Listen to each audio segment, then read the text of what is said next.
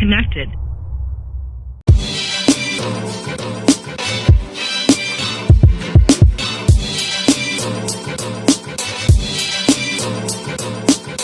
What's up YouTube, and welcome to today's video. For those of you not familiar with the Reax line of motorcycle gear, it's all new for 2018 and it is the brainchild of the Komodo Group, which is the parent company for Revzilla and Cycle Gear. Now if you know anything about motorcycle gear, Revzilla and its gear geeks are probably one of the most knowledgeable resources out there.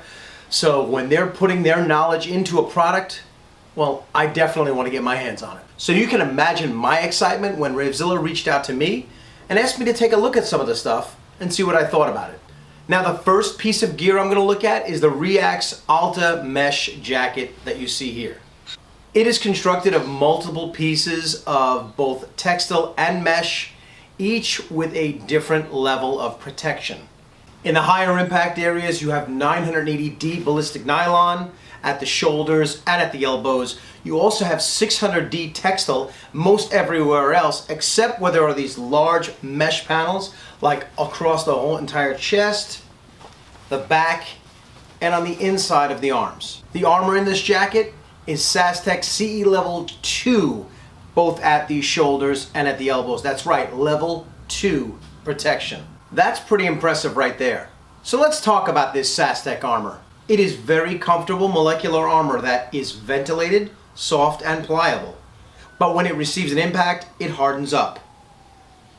Like most jackets, the Alta does not come with a back protector, but rather a foam pad.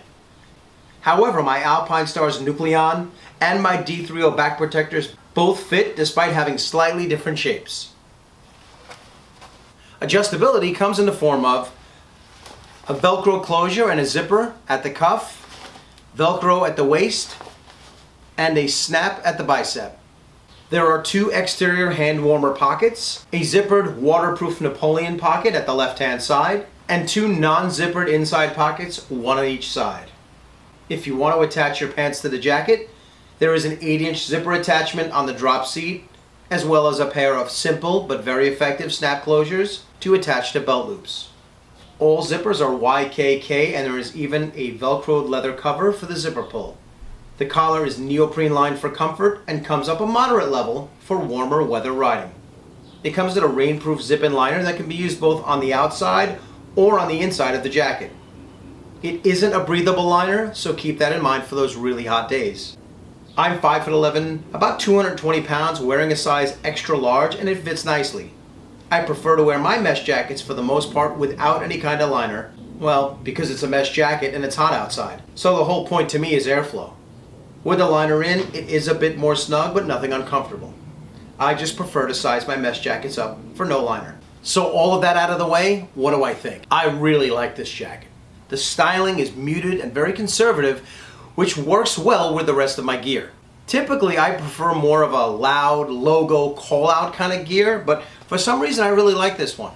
I rode in about 75-degree temperature, and the airflow through here was really nice and kept me really comfortable. The liner, well, to be honest, I'm not a huge fan of those types of liners. If it's too cold for my mesh jacket, instead of putting a liner in, well, I'll just grab a different jacket. Having said that, the liner is nice and small and portable and will fit easily into your tail bag, tank bag, backpack, whatever, just in case you need it if it rains. One thing I noticed about this jacket is that the cuffs, for me, are a little small. Maybe my hands are a little bit big, but when I put the jacket on and off, I have to undo the Velcro and open up the zipper to do so.